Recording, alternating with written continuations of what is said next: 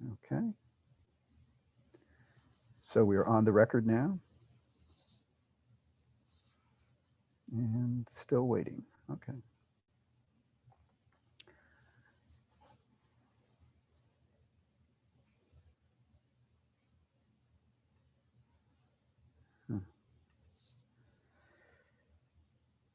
Good. Isabel joins us. Excellent. Hello there. Austin checking in. Good. And here's Oscar. Good. Welcome.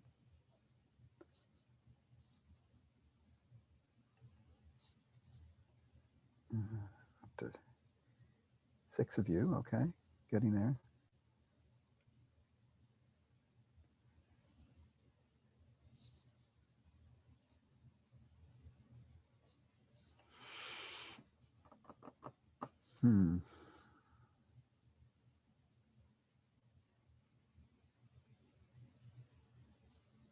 Good.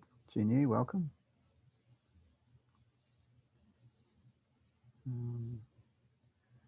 Yeah, this is sort of this uncomfortable range where the hour has struck for us to begin. We have less than half of the class, so I have to decide. There's Marcia. Good. Hello there. Hola. Have to decide at what point do we sort of cut our losses, so to speak, and just plunge right in.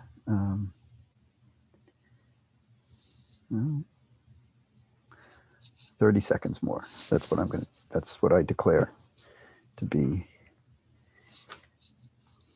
I don't actually. I could start now because I don't have much of a reveal to make today. I have to confess that I'm cheating a bit on my T-shirts by giving you. You can see. This is the first time I've had to do this, but we have a rerun today, a reprise of our friend Occam. I don't know if you can see him there. There you go. It's the same T-shirt. It's been washed, don't worry, since the last time I wore it. And I can share my screen and you can see him there, Occam's razor. And the reason I'm cheating actually by, well, I say cheating in quotes, by reprising my T-shirt from last week is that we're still going to be talking about foundational principles today for underlying our reconstruction, and Occam is one of them. So this is a sort of a bit of a tenuous way. I also have to preserve some of my T-shirts if I'm going to make it through 28 class sessions with a new T-shirt every time. I wouldn't make it, so I have to husband them a little bit more carefully. And so anyway, so if you're tired of seeing Occam, I'm sorry, but here he is, and he is relevant to today, though not directly so. Okay. So I can close off Occam, and yeah, you can see more foundational principles today. So a reprise of our friend Occam. Let me start by just asking if there are any questions from any of you about anything. Nope. Everything crystal clear. Okay. I was beginning to get that sense that we've turned a corner. The homeworks that you did for today, the statement of the correspondences for the German and English set words that we were looking at on that homework number 7 was, I think everyone got the idea, and I appreciate the fact that you stuck to the instructions and just gave me the correspondences and the environments. For next time, for next Monday, I want you to do the trickier part, which is the analysis, but we'll do more of the foundational work today so that the principles of analysis should be clear enough for you to be able to deal with the assignment, the analytic part of the assignment coming up. But what I wanted to start on then is to just make it clear by going over it one more time what what we do when we are faced with overlapping distribution.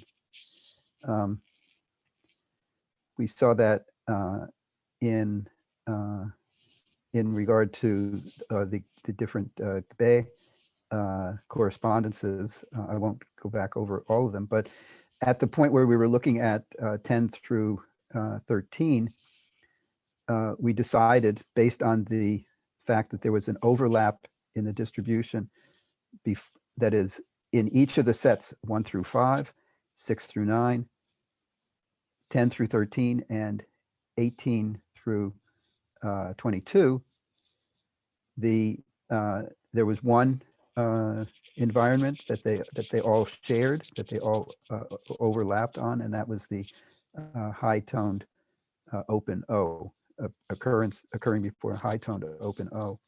So that was why, when we're faced with overlapping distribution, I think a few of you are having trouble believing me, but what you really do at this point is you take the overlap seriously, and the method tells you that you cannot use the same element, the same sound, the same reconstructed sound for sets that show some overlap in their distribution. They don't have to overlap entirely. They just have to overlap at some point, and that's what we saw with the high-toned open O environment. So what that meant, the conclusion that we drew from that is that looking at the correspondences for 10 through 13, or the reflexes in the correspondence set in 10 through 13, we can't reconstruct T because we already used that. We can't reconstruct S because we already used that. And there's this overlapping environment. And we can't use T, the dental ts, which was one of the five reflexes, you recall. And the reason for that was overlapping distribution plus one other principle that we were working with. Anyone recall what that was? Plus one other principle. What was that one other principle that played a role? Regularity of sound change? Yeah, exactly. Regularity of sound change. So when you add in overlapping distribution plus regularity of sound change, that leads us to this, maybe I should put this up here.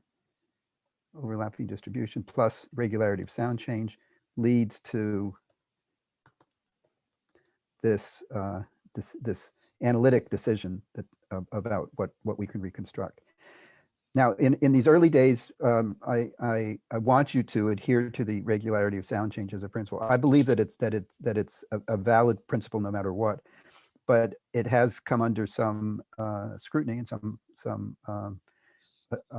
claims about revising and so forth. I think it's best to start with the strongest version of regularity of sound change, which is the way I stated it last time. We could look at that.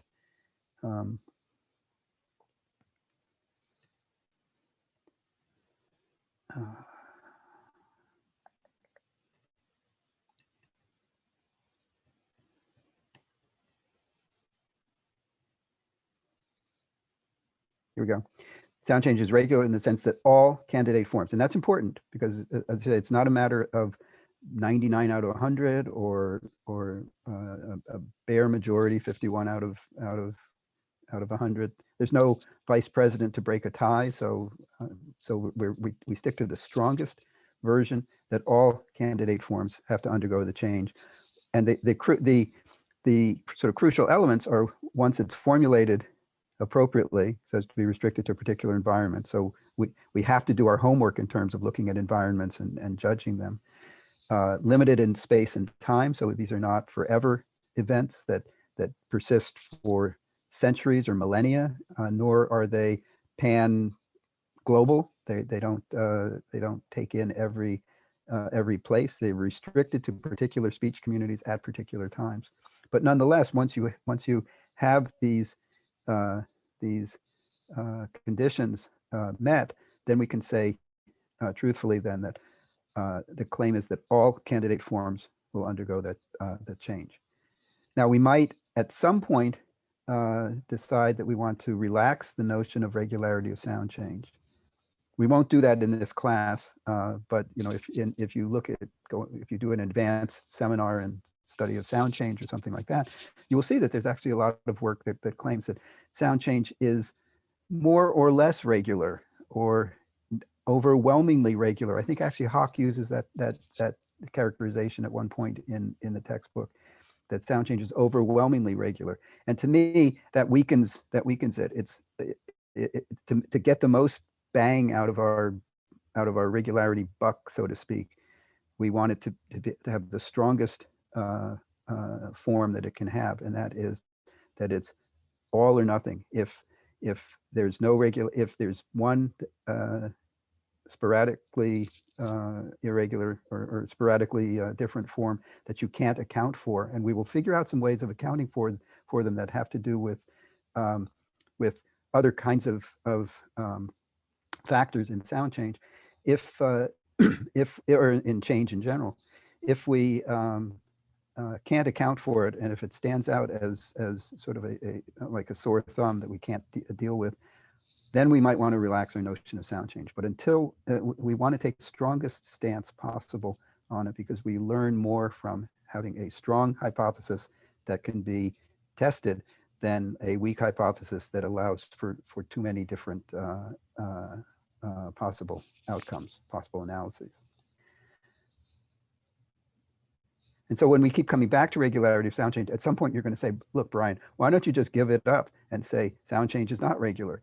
And to me, you'll see what I want you to see ultimately, in the not only in what we've done so far, but in other domains, we'll see just how foundational it is to our overall enterprise.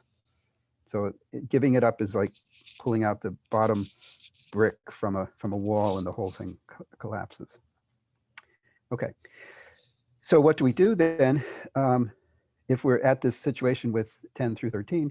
Can't be T, it can't be S, it can't be Ts, unless we revise things, revise those claims.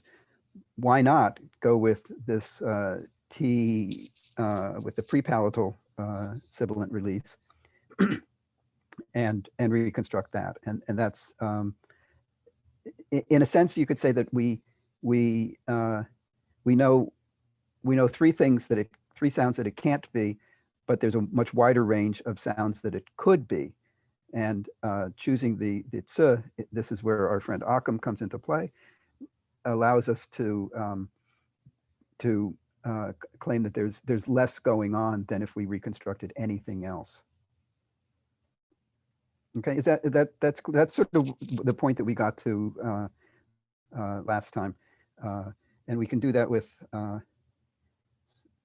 So overlapping distribution we look at, we add into the mix regularity of sound change, we come up with this, and here is where our friend Occam gives us some help or some cover. Occam to the rescue.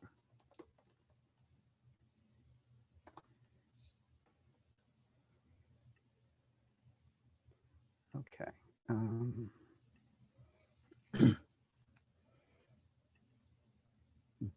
Okay, now, so I think we're in a good position. We understand what's going on with when we have overlapping distributions, and though we will refine that our methodology just a little bit. But in order to get to that point, I want us to consider.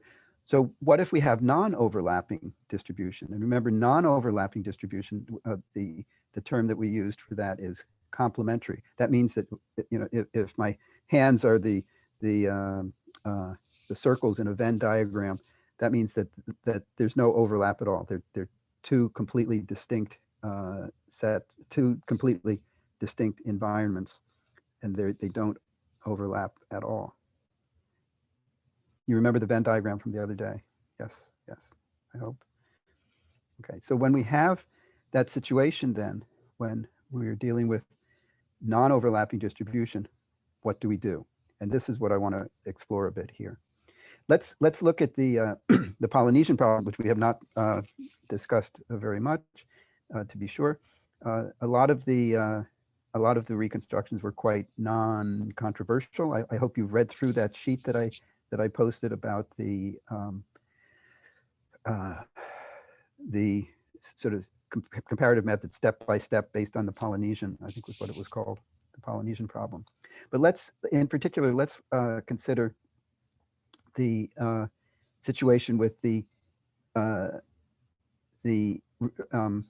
set involving n, where we had in number 3 and number 7, we had an n in intervocalic position. But if we got a little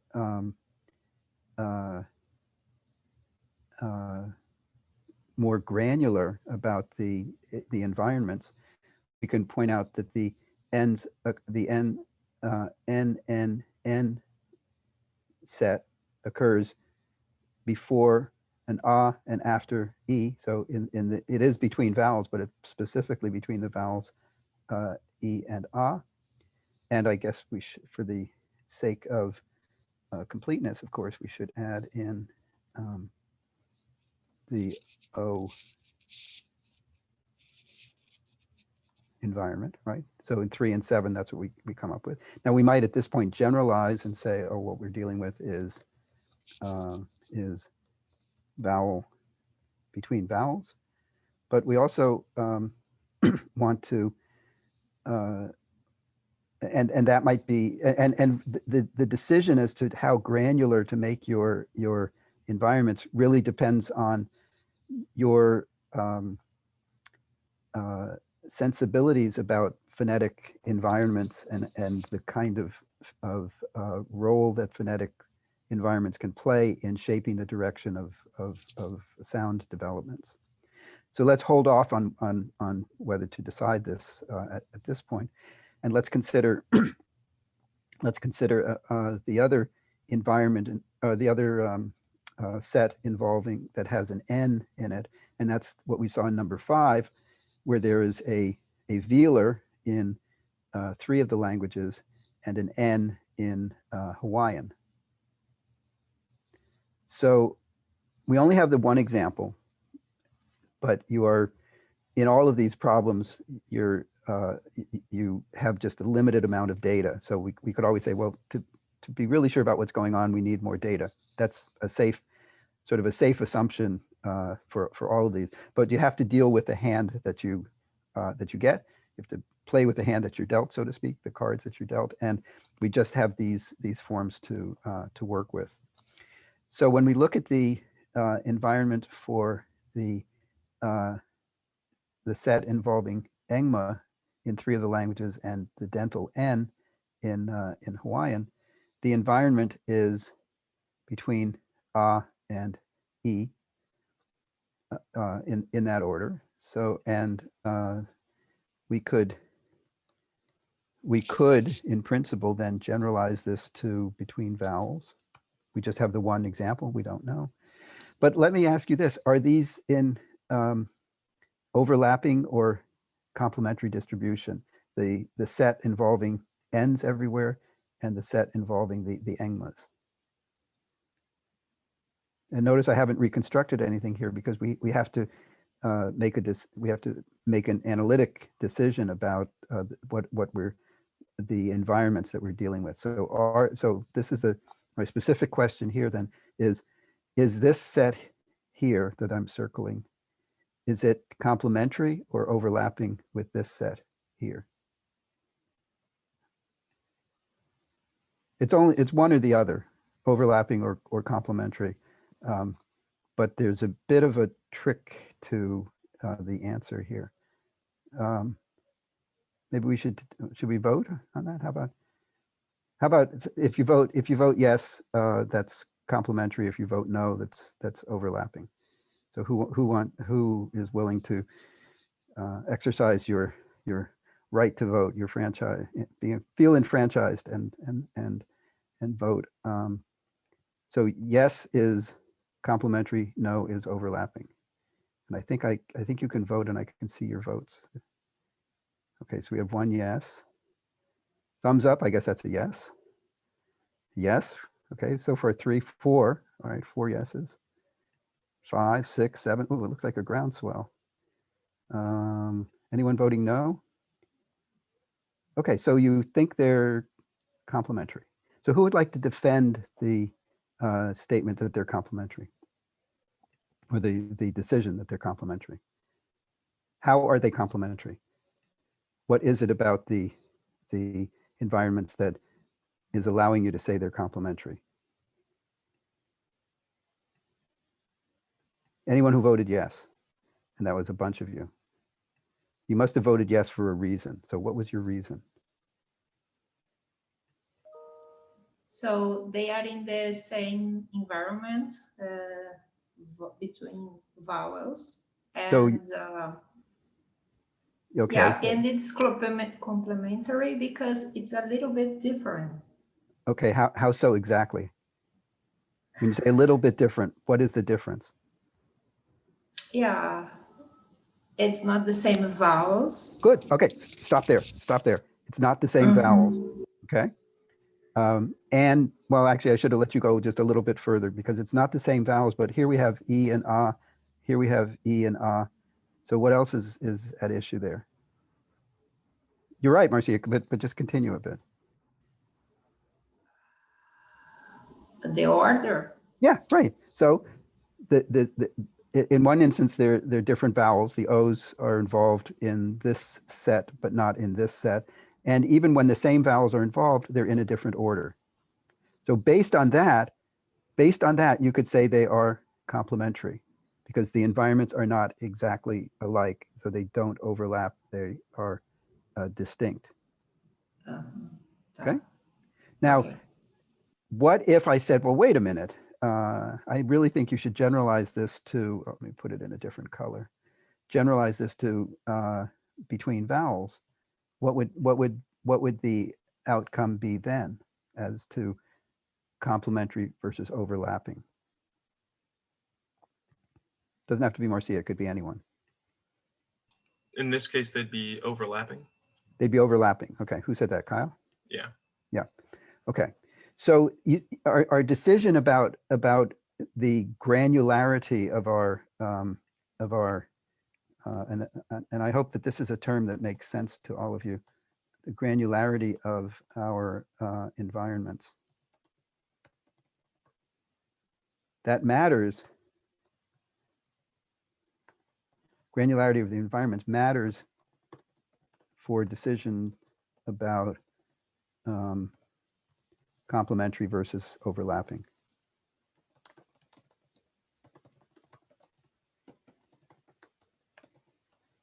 Does everyone see why that matters? I want to make sure that you're all on the same page in that regard. If we take a sort of broader brush stroke and say that these both occur in intervocalic position, then we're dealing with overlapping distribution. Then that would be yellow, right? If we say that what's at issue is the specific vowels and their specific order, then we would have complementary, and I will try to be clever and do it in two tones. See if I can get away with that. How's that? Okay. So if we if we insist on a very granular statement of the environments, then we would say that they're complementary. So in a sense, there's no right answer here. There's just an answer that you can defend, and you have to be able to defend it with the methodological steps and the principles that we've been talking about. And if any of this isn't clear, please, please, please raise your hand, either physically or using the reactions, so that we can, or put it in chat so that we can just be sure to clarify everything here. So the answer that you give depends on your analytic decision about granularity. Could anyone defend? Anyone want to take a stance and defend being granular as opposed to being painting with broad brush strokes here?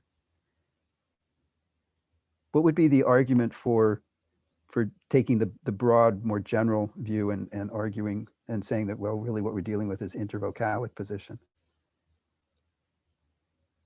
How could you justify doing that? Someone did that. That's why I typed it in, I think. Or maybe I said that. But why? All of you could have done that. Some of you did in the homework. What would be the justification for doing that?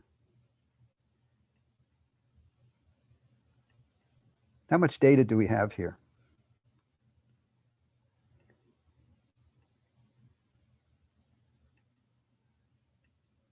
Is this the whole of the Polynesian corpus?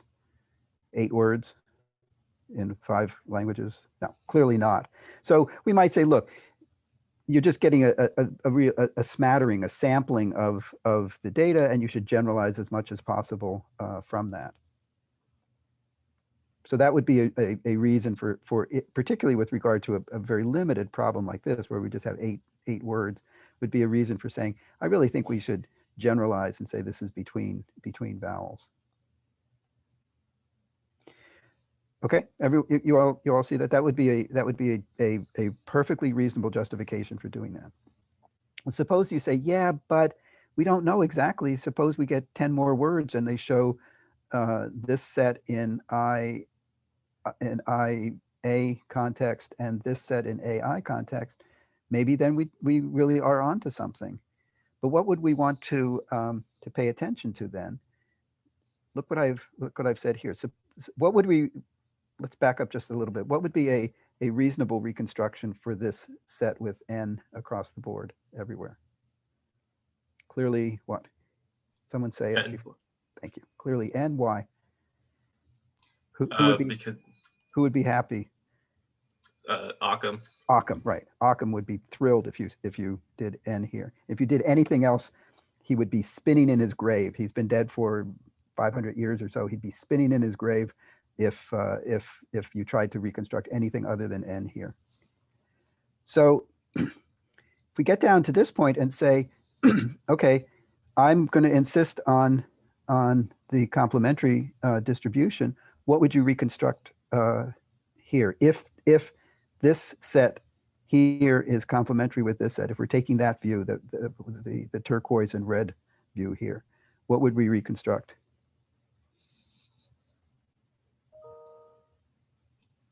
I think n would be reasonable. Not only reasonable, it has to be an n, unless you reconstruct something else here. So you're making the claim that these two, by focusing on the complementary distribution, you're saying that these two correspondence sets derive from the same starting point. That is to say, a Proto-Polynesian n. Okay, is everyone okay with that? Can you repeat, please? Repeat it. Okay. Or Yeah. actually, Kyle, why don't you explain it? Sometimes it's better to have it come from straight from the horse's mouth, so to speak. Yeah, so since they're in complementary distribution, assuming that they are, we're assuming they're coming from the same reconstruction and then have diverged because of the specific set. Right, because of the particular environment and that's why the granularity of the environment matters here, because you're saying the claim that's embodied in this is exactly what I've written here, that an n turns into an engma in the environment a and e, and maybe we would put it in terms of the before back vowel. Actually, I should do it this way. Let me. Minimally, what we're dealing with is saying that this environment a and e matter for the change of n to engma in these 3 languages. I forget, Maori, Samoan, and Fijian. And that in what happened in Hawaiian in this analysis? Nothing. Nothing, exactly, right. Exactly right. So in this analysis, nothing happened. And Hawaiian, it just inherits the n without changing it at all. So this is saying that the N turned in, original N in Proto-Polynesian turned into an engma between A and E. So now we have to consider the fact that we also have, well, two things to consider. We also have this occurring in a different order with E and A. Actually, let me back up a bit. Let's do it this way. Suppose we focus on the as I wrote here. I should have listened to myself, as it were, my earlier self. In this environment, whether we have the E or not, let me put it in parentheses. Is there some phonetic property, phonetically plausible effect at work here? If we generalize, if we recognize that the A is a back vowel, then can we make phonetic sense out of a change of N to engma after a back vowel or next to a back vowel that we have here? Yeah, who wants to take that? Is that Kyle again? Yeah, do you want me to Go for it? give Yeah, that to sure. someone else? Okay. Yeah. So back vowels are in a relatively similar location as velar consonants in the mouth. Right. So it's assimilation. Okay. So is this a phonetically plausible effect? And Kyle is answering yes. We could see it. And if so, why? Well, because both engma, copy this here. Both engma, what did I do here? There we go.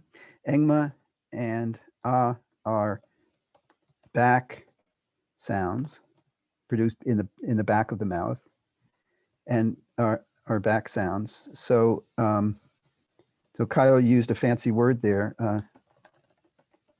a sort of assimilation. What do you mean by assimilation here?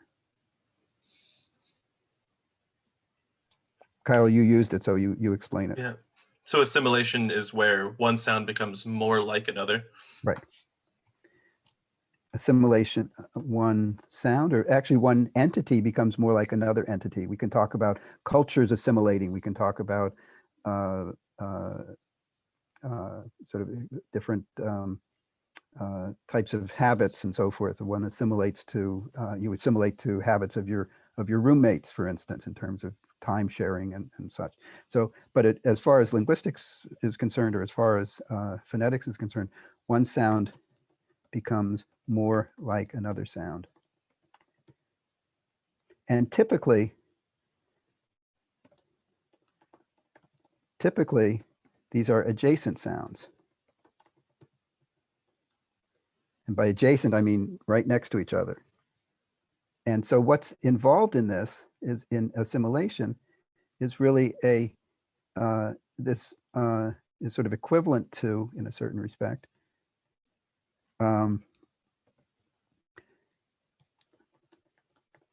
co-articulation.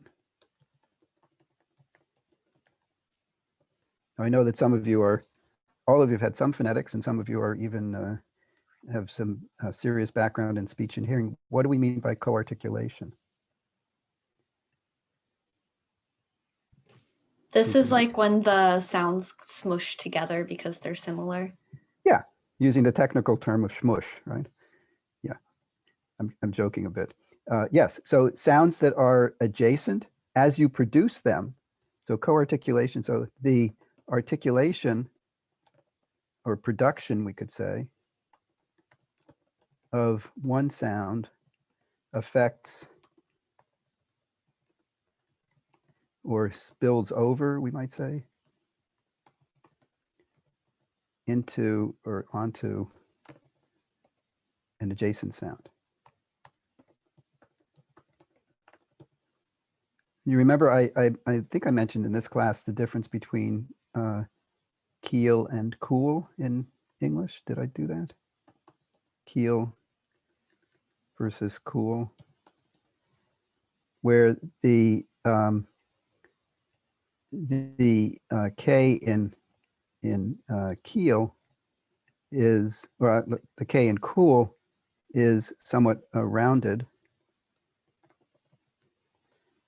And why is it round? Because the vowel next to it, the vowel that occurs before, is round. You can even see it in the when I say cool, my lips are rounded in anticipation of the rounding of the vowel. Cool.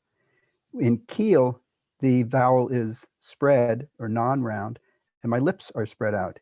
Keel, cool. Keel, cool. You can actually see it. But that amounts to what we call co-articulation. So the production of the so the K here is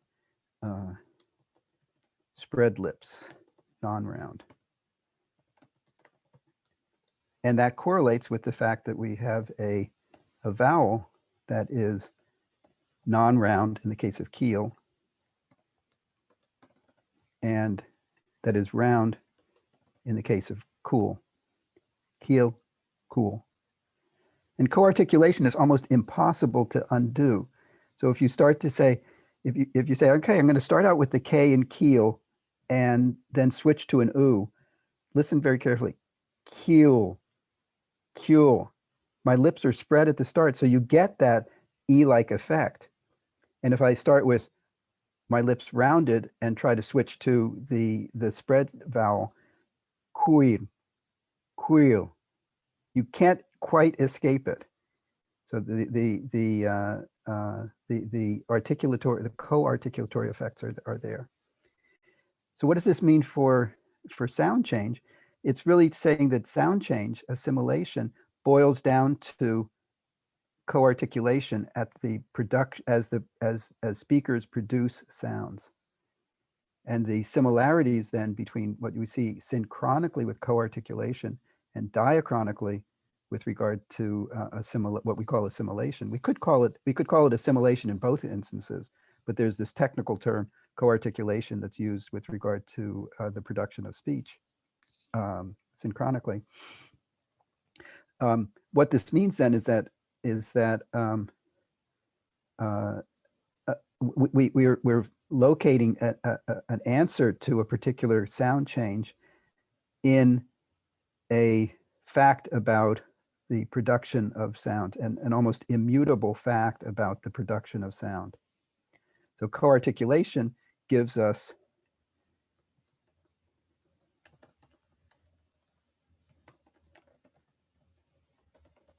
a basis for assimilation. We could say it's really synchronic production-based co-articulation gives a basis for diachronic assimilation.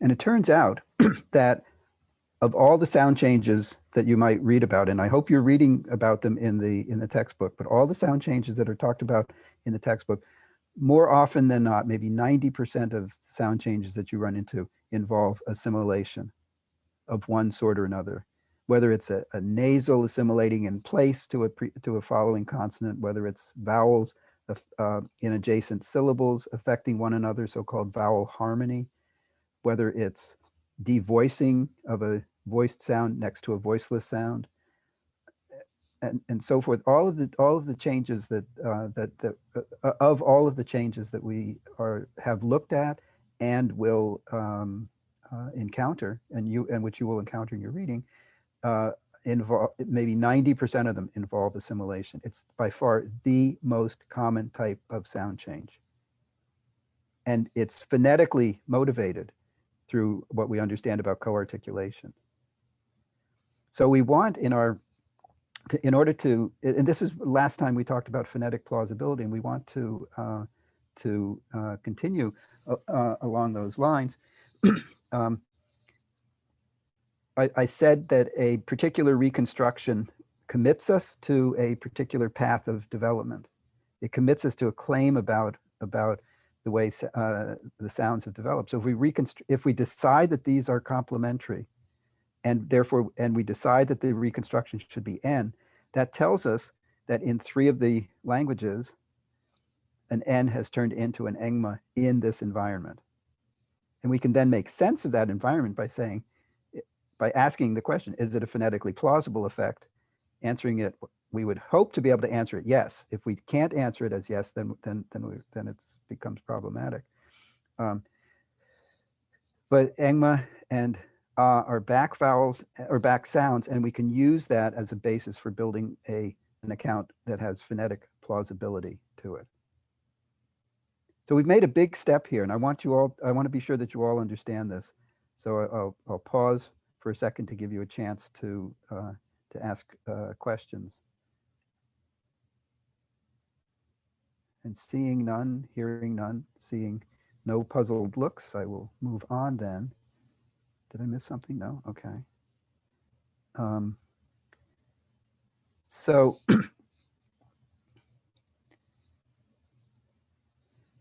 if we're going to say that what's at issue here is the phonetically plausible effect of an assimilation of the nasal to the backness of the vowel that it occurs next to, then what about the examples with ono? What about number 7? Why is number 7 problematic for this particular account that we just developed?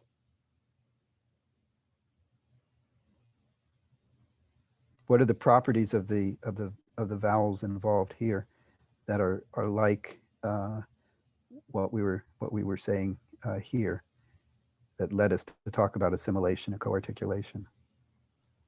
O is a back vowel. Yeah, O is a back vowel also. So if our sound change, if we generalize the sound change in order to develop an account where we're talking about a phonetically plausible effect, and then we say, so if phonetically plausible due to backness of then what about ono? Why would we expect, could we expect then to have N becoming engma in this environment?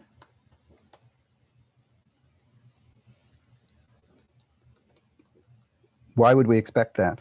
Or why might we expect that? Just so we're absolutely crystal clear on all of this. Why would this? Both O and A share back.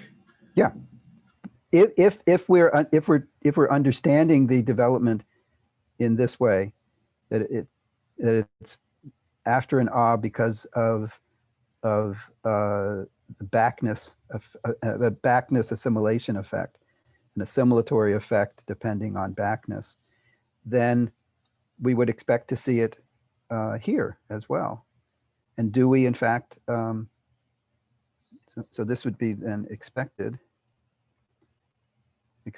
outcome or expected reflex. And do we in fact find that? How do we, this expected reflex is essentially a hypothesis.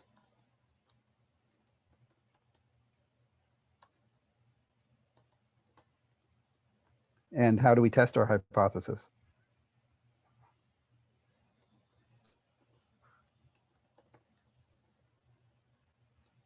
How do we test the hypothesis? There's only one way to test it. Look back at the data. Yeah, go to the videotapes, as it were. Yeah, let's look back at the data, and what does the data tell us? With this particular line of argumentation, with this particular analysis that we're considering, what does the data tell us?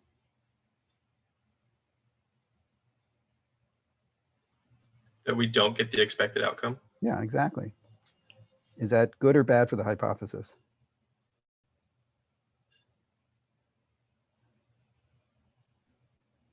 Bad. Bad, yeah. Yeah. If you were putting money on it, if you were betting on this hypothesis, you would lose your bet at that point. But we've learned something, right? We've learned something. We've learned and sometimes you learn more from hypotheses that fail against the data than you learn from hypotheses that are successful. Because a hypothesis that fails, you know, okay, I can rule that out. This doesn't work. So we can test it, and we can say, look, it would have been nice, but it just ain't so. So we are going to reject that hypothesis. And we've learned something. We've learned that this doesn't work. So how do we fix it? Using this scientific methodology, you propose a hypothesis, you test the hypothesis, and then if necessary, you go back and revise your hypothesis. So how would we revise it? Well, one thing would be, is the difference between O and A important here? Is that significant?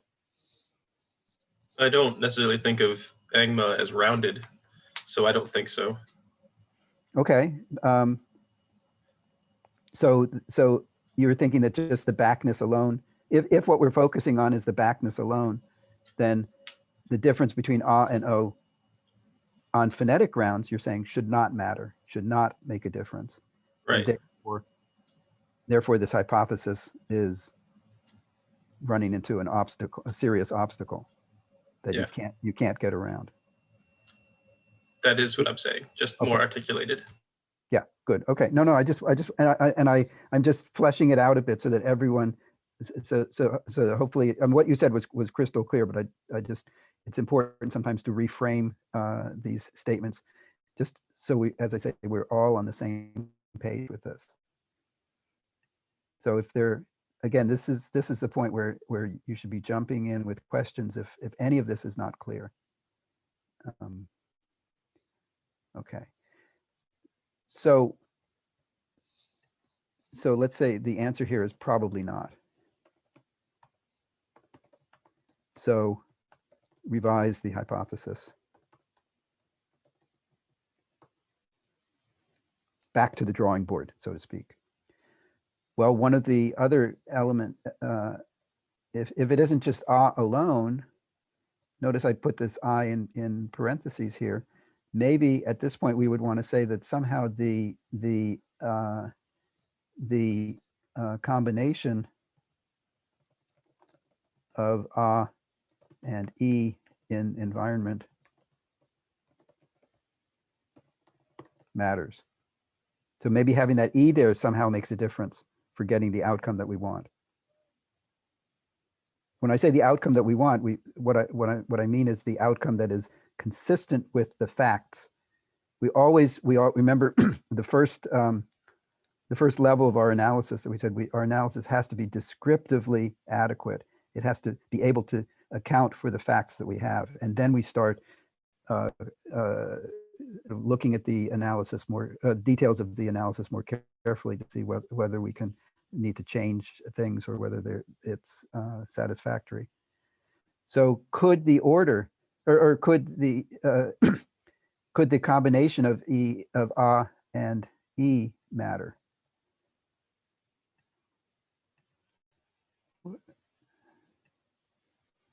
That's really, that would be the next hypothesis we could entertain. I'll put question marks there because it's a hypothesis. We want to test it. And what is potentially problematic about saying, well, it's a combination of these two vowels that leads us to that drives the N in the direction of an ANGMA. I can see two possible. Yeah. I don't think it's all that phonetically plausible because I don't know about the similarity between ANGMA and I too much. Right. So if sound change is largely assimilatory in nature, the E is not it's not a matter of assimilation there, because the E is actually somewhat different in its articulatory properties. It's articulated, produced in the front of the mouth, and its acoustic properties as well. How the sound waves look as they are produced by the by in the speech, in the creation of these sounds in the speech act, as it were. So that should make us a little bit suspicious. What is that I doing there that drives the sound in the direction of an engma? And notice that by putting into our by putting it into into the statement of the environment, by putting it into the statement of the environment, we're really saying that it matters. It makes a difference. That somehow it plays a role in the development of this sound into those three languages that show an engma. So that's one problematic aspect. What does what is this word here, number 5 for cry? What is that? How does that raise some questions with regard to saying that the combination of ah and e, I'm sorry, here, this one, number 3, hina and sina, where we have I and a. How does this number 3 here, how does that pose another potential problem for saying that it's the combination of ah and e that drives the sound in a particular direction? Does anyone see what I'm getting at here?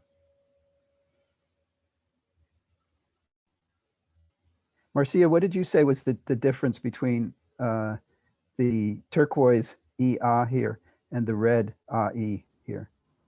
The position, The position, the order of the sounds. the But notice order, that, yeah, no, you're right, position.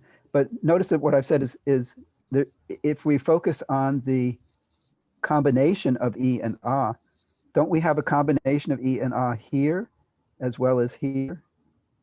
So if you're saying that somehow it's those two vowels together giving you this phonetic effect, we have the two vowels here also. So you'd have to make the claim that the order somehow matters for the effect. The E sound plays a role, but the order of the E as opposed to the ah matters. And now we're beginning to get into very shaky phonetic grounds, I think. It isn't really obvious at all that if assimilation involves adjacent sounds, a preceding is adjacent, a following sound is adjacent, we should really, it would be reasonable to expect the same effect, whether it's E, ah, or ah, E. So on phonetic grounds, we are running into difficulty here. And notice that everyone clear on that? The same, we have the same elements just in a different order, but the combination of the two elements is there. Okay. So Rebecca, you are positively reacting, not asking a question, I gather. Good. Okay. Thank you. Getting feedback is good. So let me just, so we're bringing into play a principle about phonetic plausibility in sound change, in our analysis of sound change.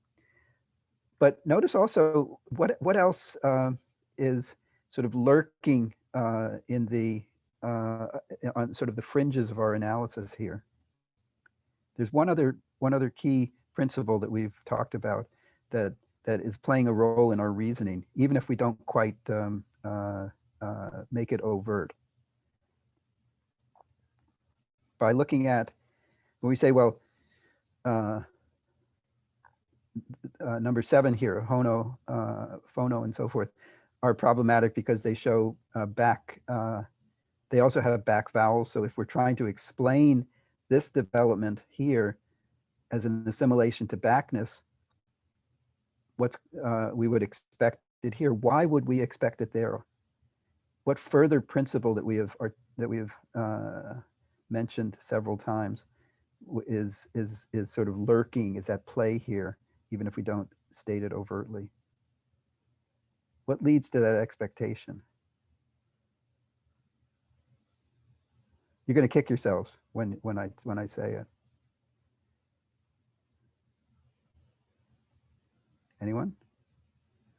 It's regularity of sound change, right? Do you remember last week I said, 90% of the time if I ask you a question, the answer is regularity of sound change? Yeah, so you missed your chance here, guys. I'm sorry. Regularity of sound change. Now, why is regularity of sound change relevant here? Even if we don't overtly state it as such, why is it relevant to what we've been saying about back vowels and hono and whether what drives our expectation here? What is the definition of regularity of sound change? All candidate forms, all candidate forms, not one of them, not half of them, all candidate forms will undergo a change once we formulated it appropriately. We formulated it in terms of back vowels. That leads to our expectation that we shouldn't find hono, ono across the board. And regularity of sound change then plays a role in our thinking here, in our analysis here.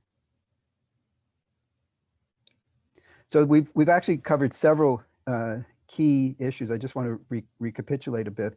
One is trying to understand why we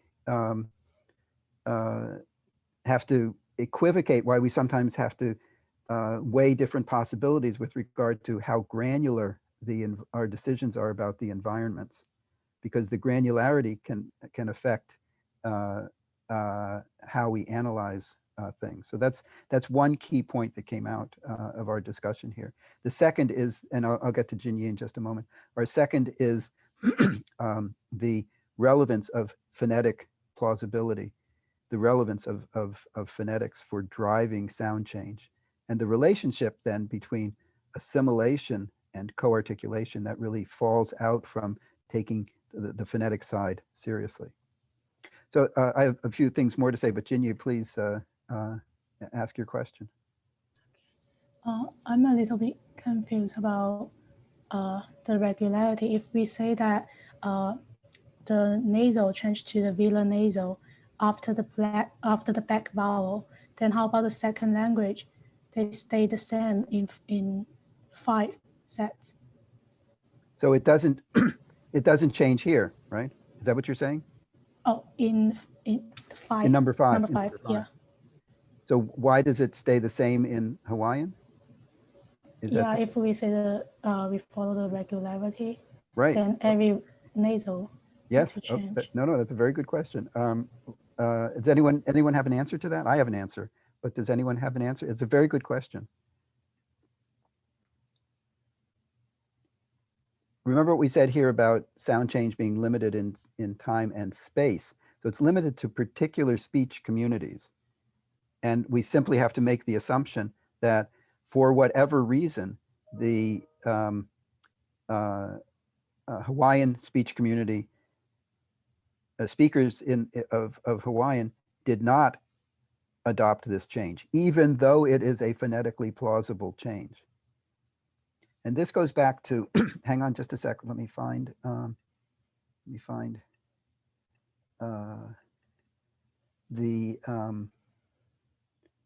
this goes back to one of the basic issues that I think we didn't exactly talk about. And that is the actuation problem. Why did a given linguistic change occur at the particular time and place that it did? And this is one of the key, this article is 50 years old, but the questions that it raises are still driving a lot of our research in understanding language change. But this is what you asked is exactly what Weinreich, Herzog, and Lebov called the actuation problem. Why did a given linguistic change occur at the particular time and place that it did? And with regard to our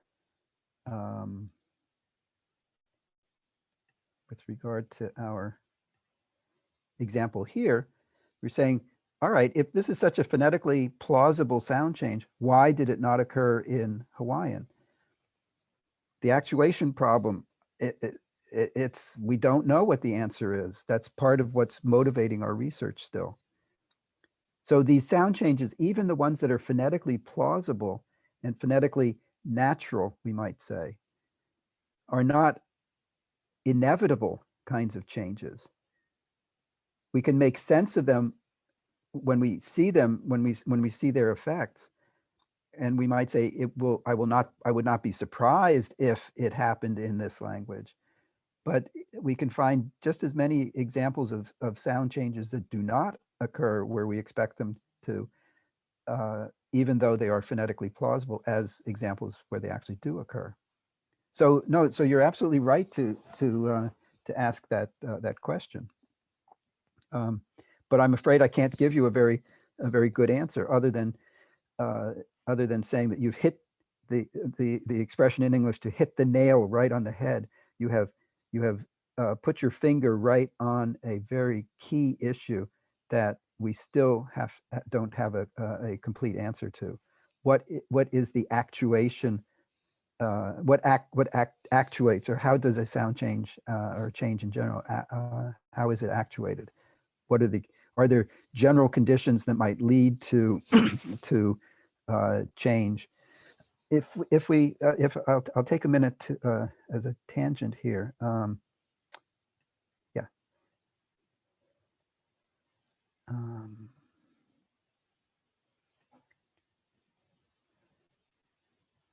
So what we're really saying is that we're asking the question: are there certain factors that might conceivably promote a change or promote a situation in which change could occur? And some people have said that there are external social factors like social unrest, war, conquest, and so forth that create an environment, an overall context in which change is more likely to happen. I have my doubts about that because these kinds of external conditions can bring opportunities for change, but they don't tell you that it has to take place in a particular community in a particular direction. But some people talk in terms of periods of social unrest leading to of one sort or another, leading to more change in language. We can also wonder about are there possibly system internal changes? System internal factors. So there are in Serbian, and this same kind of reasoning might hold for our Gbe examples, where we had the Gbe problem, where we had what we could call a densely packed acoustic space and a densely packed articulatory space. So there's a dental in Serbian. There's a dental ts. This is I wrote this with a Slavic symbol here rather than the IPA symbol. Let me. I think I can do this easily enough. Yeah, there. So it's equivalent to a ts. So it's a dental affricate. There's an alveopalatal affricate ch, and then there's a ch, and there's a palatal affricate ch. So this is sometimes referred to as a light and heavy. So ts, ch, ch. They're acoustically very similar, articulatorily very similar. We might look at a situation like this and say this is a sub part of the system that's just asking for a change. It's too much, or the language is requiring speakers to make very fine distinctions with very little material to work with. And yet it's there for some speakers. Now, interestingly, some Serbian speakers have merged the alveopalatal and the palatal. And you might say, oh, okay, retrospectively, looking back on it, you might say, this was a system that was just ripe for a change. This was a system that was, as I say, was just kind of asking for it. And lo and behold, some speakers have in fact dealt with this by differentiating the sounds to a greater extent from an articulatory and acoustic standpoint.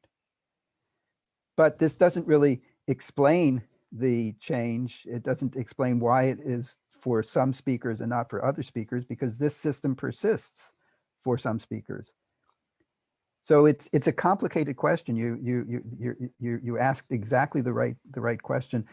I don't have a clear answer, but that in a way that's good, because if we knew all the answers, then we could pack up and go to the beach and hang out and have a good time. And instead we're stuck here on Zoom trying to understand what's going on. But it's a key question. It's this, so I put it here, the actuation problem. That's why I included it in this basic issues. I knew it would come up sometime, so I appreciate your asking that. So that's a very long answer, but it's a very important question, and I'm glad that you asked it. So so what the upshot of all of this is that taking these environments as being complementary really leads us into all kinds of difficulties. We're following the methodology, saying, okay, if they're complementary, then we start out with the same proto-language sound that commits us to a particular path of development. Can we make sense of that from a phonetic standpoint? But you put all that together, and we end up with a very unsatisfying analysis that actually runs into problems with phonetic plausibility. It requires us to say that the development that the order of these sounds matters. Gives a different outcome from the environment e. So it's phonetically somewhat problematic. Is there a solution to this that resolves all of those issues? And the answer is yes, if we take the yellow seriously and say, you know, I think we got into trouble by being too granular with our about the environments. Suppose we sort of back up a bit, take a broader statement of the environments, and recognize also that the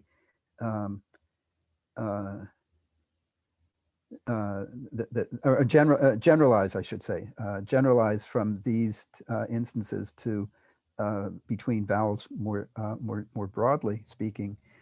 Then what is the solution? Then we have overlapping distribution, and what would the solution be? Can this still be an N?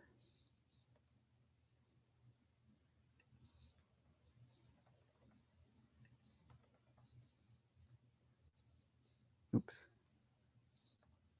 Can that be an N still? Yes. Yes. Okay. Why? Occam's razor still. Sure. Yeah. Can this be N? No. No. Okay. Why not? Then you're running into issues of reconstructing the same sound with no good reason, if you will. Right, because now we have overlap. We're focusing on the yellow here, and these are overlapping. And what did we decide to do in cases where we have overlapping distribution?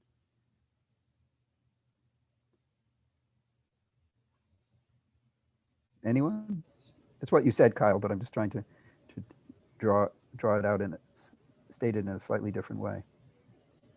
What step do we take when we have sounds that occur in overlapping or sets that occur in overlapping distribution? Find a new sound. Right, we have to find a new sound. So what would be the most reasonable alternative reconstruction here? If we decide that we can't reconstruct N because of overlapping distribution and regularity of sound change, right? What would be a reasonable alternative reconstruction here? Angma? Angma, yeah, exactly. Who said that? Kyle. Kyle again. Okay, good. Yeah, but this works as a reconstruction. So we can now put our line through this one. We can keep the N in either case for this environment, for this set, but we have to come up with something different here. And Angma is the reasonable environment. the reasonable choice here. So what is the development then that this reconstruction commits us to? What has changed? Which language has changed? Jinyi, do you see that? Yeah, the second one. Yeah, Hawaiian has changed to, so then we end up with a different statement of the change. Engma becomes N in Hawaiian.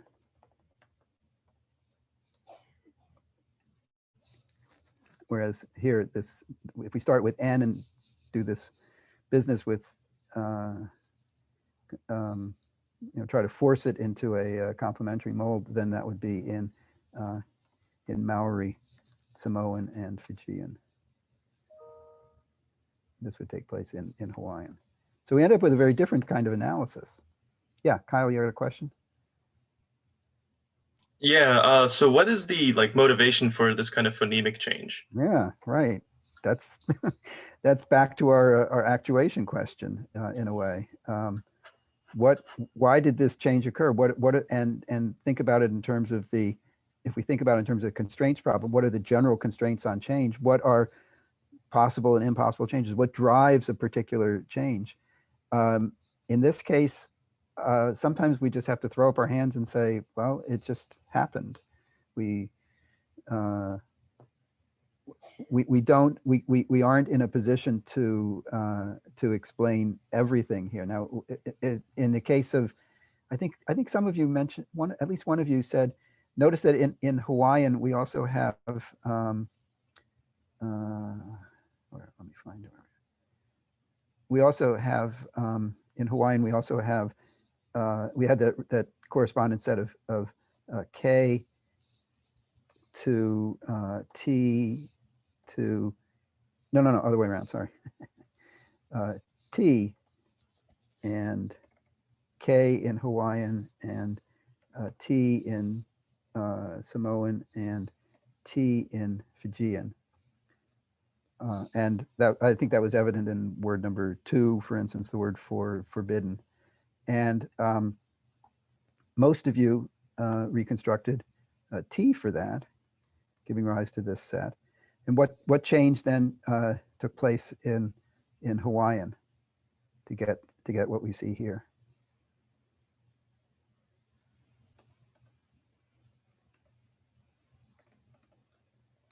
Someone just, I just wrote it, I just typed it, but someone stated.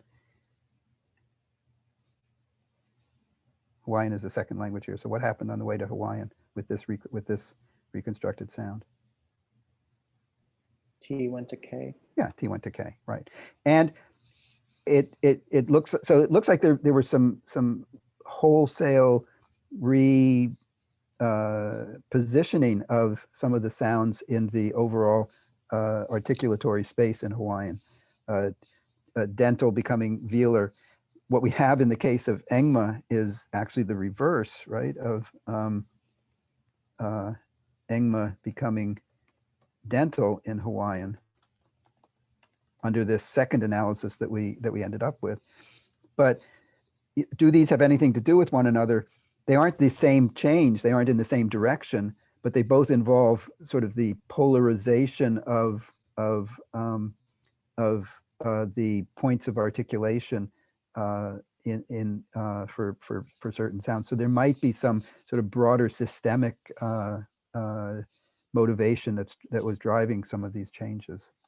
That's not a very good answer to your very astute question, Kyle, but that's just about the best that anyone has been able to come up with for that.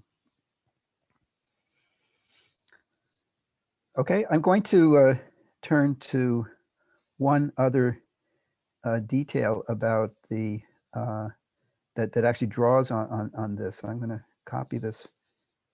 Well, actually, we don't need. I'll copy these two, and we will move them down here. There was one other set involving K, and that was the one that looked like this, with the glottal stops in let's not worry about this for the moment. So there was some proto-language sound that gave rise to, it looks like glottal stops. That's not what I mean. I'll just leave it blank. I'll do XXX for that. Where you had a set of K corresponding to glottal stop, corresponding to glottal stop, corresponding to K. So this is Maori, Hawaiian, Samoan, and Fijian. And I think most of you for that reconstructed, well, what would be a reasonable reconstruction for that? Those of you who I mean, everyone gave an answer of some sort. So, everyone. I What did you said say? K. You said K? All right.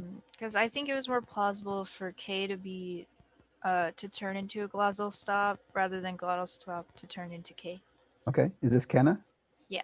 See, I'm beginning to recognize voices. That's a good step for me. Okay. So you reconstructed K here. Now I'm not sure that it really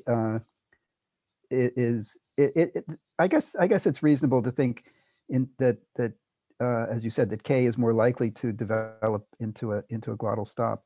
We can think of that as a term that's sometimes used is oral depletion. Sounds very ominous, but the glottal stop is way back in the mouth or in the vocal tract, and so you're sort of removing any of the oral cavity parameters in something of that sort. So and I think this is a reconstruction for these two different sets that is largely accepted, and we can motivate both of the reconstructions in terms of Occam's razor and maybe to some extent phonetic plausibility as well in the case of the K and glottal stop developments. But notice what this means. We have a change of T to K in Hawaiian, and also a change of, well, what change does this second set here, what does it entail? What changed, what change happened in Hawaiian? Hawaiian is the second one here. So what does it turn into? Glottal stop. Yeah, glottal stop, also in Hawaiian. And that led some of you, and it was actually overtly asked on that, it led some of you to a question of, so what is the order of these changes?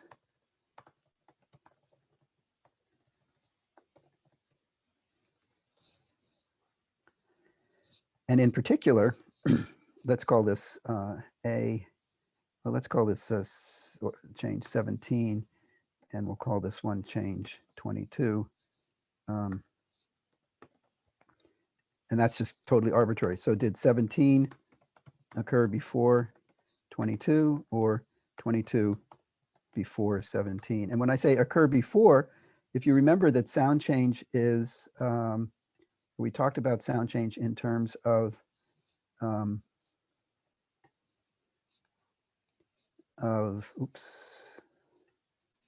in terms of limited in time, in space and time, so that we can pinpoint particular periods of time when a change took place.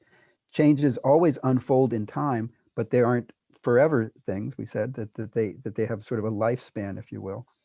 And so there's presumably a lot of time between Proto-Polynesian and Hawaiian, thousands of years perhaps. Did 17 occur in 1000 BC and 22 in 500 BC, or was there a different chronology to them? So occurring before means refers to the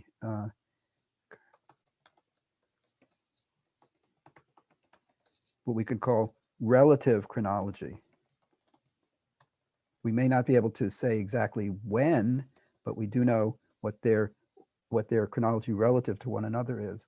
We have just a minute or so left, but can someone, some of you answered this question. So someone who answered this question, can you explain what the chronological ordering is that you posited for these two changes relative to one another? I said K went to a glottal stop before T went to K, because if T went to K before K went to a glottal stop, then the end result would be that T ends up being a glottal stop. Right. So if we have K becoming, if we have T becoming K, and then K becomes glottal stop, we would expect T to end up as a glottal stop, which is counterfactual, which is contrary to the facts of what the Polynesian problem shows us. So so this ordering gives the wrong results, and by wrong result we mean that it gives us something that is counterfactual, something that is not consistent with the facts that we have before us. So that means that the change of K to glottal stop preceded the change of T to K. We don't know, it might have been a minute before, it might have been 1,000 years before, but all we know is that it preceded. And notice that, and I'll end on this, two things I'll end on. Notice that regularity of sound change plays a role here, because only if all of the Ks became glottal stops before the T's became K, only if it's all over and done with, the first change before the second change took place with no residue at all, only then are we in a position to judge the relative chronology. So regularity of sound change matters here. The final point I want to make is something that one of my mentors, Calvert Watkins, who I've mentioned before, said. He said, in describing this kind of situation, he said, what we've really done, our methodology allows us to make a very powerful statement about human prehistory, namely that an event took place, namely the K turning into glottal stop, before this other event. And the only evidence we have for that is the linguistic evidence and the comparative method. That leads us to our to that conclusion. He said that's really, if you think about it, it's really remarkable accomplishment to be able to say something definitive about human prehistory just from the linguistic data. So we'll end at this point.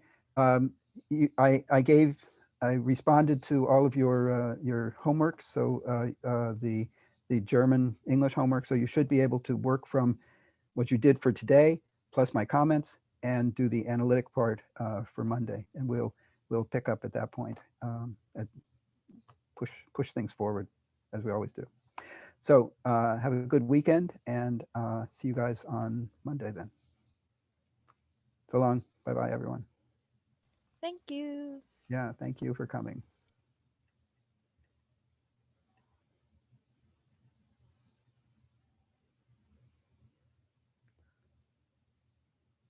And stop recording.